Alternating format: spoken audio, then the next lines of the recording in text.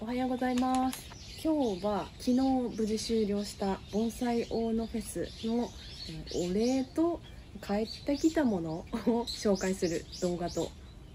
なるだろうと思います。2日間の日程の盆栽大野さんのフェスだったんですけれども、お客さんがもうめちゃくちゃまた去年に引き続きたくさん来てくださって大成功だったんじゃないかなと思います。今年もボンスキー場誘っていただいて販売させてもらったんですけども、去年はね撮影ブース用意してたんですけど、今年はちょっとバージョンアップしてこうやってね、これ顔はめパネルを100万さんがね作ってくれたんですよ。はい、あと X とか YouTube 見てくれる人界隈の方からねお土産なんかももらいましたよ。こんなやつ湯葉のね、日光の湯葉のおかきとかね、丸高さんからはきしめんいただいたりとか、はい、種もらったりとかね、ありがとうございました。こんなのね私もね買い物してきたんで、それをちょっぴりね紹介したいと思ってます。これアセビ、こんなやつを買いましたよ。アセビちゃん、はい、アセビ挿し木で簡単に増やせるんですけど、割といいとこないんですよねツンツンツンってこう車枝でまた車でってなって、すぐになっちゃうんですけど、少しね曲があってちょっと優しい感じのねアセビ見つけました。これはねトネリコって結構植木とかにね使われてますけど、ちょっと気になってる樹種だったんですよ。で次はね庭桜のちょっと壮観の姿の良さそうなもの。花もね可愛いし、丈夫だしね、結構好きな樹種です。庭梅ね。はい。で防災救済で紹介されてたコブバチ、はい、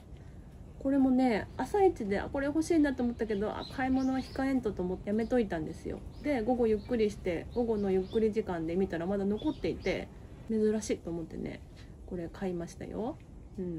これにね図書を入れたいですね。図書のっ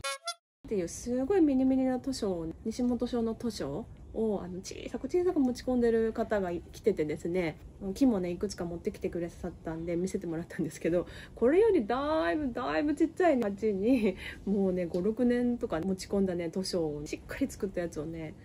たくさん育てておられて、すごい刺激を受けて、ちょっと私は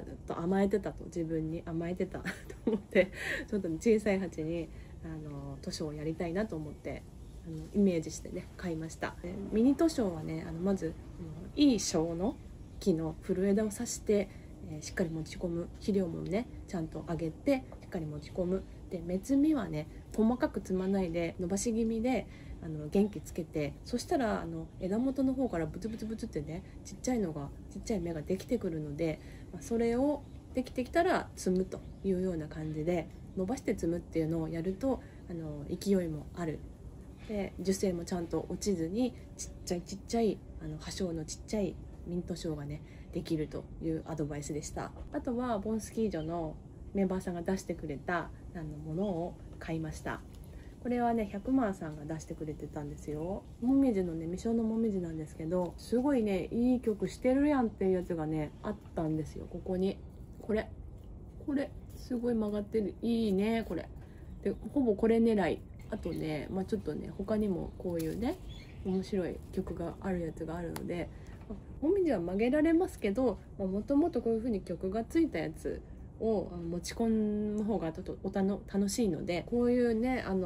お宝が売れ残ってましたので喜んで買いました。あとメンバーさんのね未生からやってるまさきちゃん、これも曲げてね、これまだ若い苗のうちに曲げてねちょっとちっちゃいの作ってみたいなと思って。うちの花ズオちゃんはもう落葉してすっぽんぽんなんですけど、まだ緑だね。ちょっとねこのね枝はね冬の寒さでやられちゃいそうだけどどんどん吹いてくるんで、これをねまた買いました。買ったのはこれ以上ですね。皆さん買ってきたもの最初どういう風に管理されてますか？なんかよくわからん病気とかね持ち込む原因になるかもしれないので、自分の棚場に並べる前に消毒しましょうっていう話は昔の動画でちょっと喋ったかもしれないんですけど、もう一つ自分の中でポイントだと思ってるのがあって、それは水やりなんですけど、最初の水やりはもうこいつらがしっかり乾いたのを待って、あげると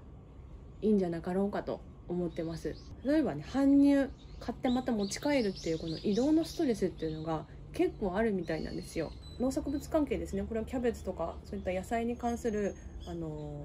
ペーパーが出てるんですけど、ここに書いてあるのはやっぱね、輸送とかね、その落下とかでストレスがすごいかかっちゃうんだよっていうことを書いてます。具体的には呼吸数がめちゃめちゃ上がる、そして中の糖分が減少する、食べるものとしては甘みが低下したりとかしてちょっと大問題ですよね。いかにストレスなく作物を運ぶかっていうのが結語として述べられてるんですけれども、こういうペーパーもあるということなんで、買ってきたからってようこそようこそってね、水をあげたり肥料をあげたりしないということですね。あと、はい、一番いいところって言ってね、日当たりのいいところに置かない、できれば半日陰棚下ぐらいにね数日置いて落ち着いてから外に出してあげるっていう風にしてあげると優しいかなと思ってます。でこの動画多分10分ぐらいにまとめると思いますけど、私1時間ぐらいここで喋ってますでも最後に改めましてオノフェス来てくださった皆さんありがとうございました。出品してくださったボスキージャのメンバーさんありがとうございました。お土産持ってきてくれたりとか、いろいろ買い物買ってくれたりとかありがとうございました。はい、次回は何か作業動画出したいと思います。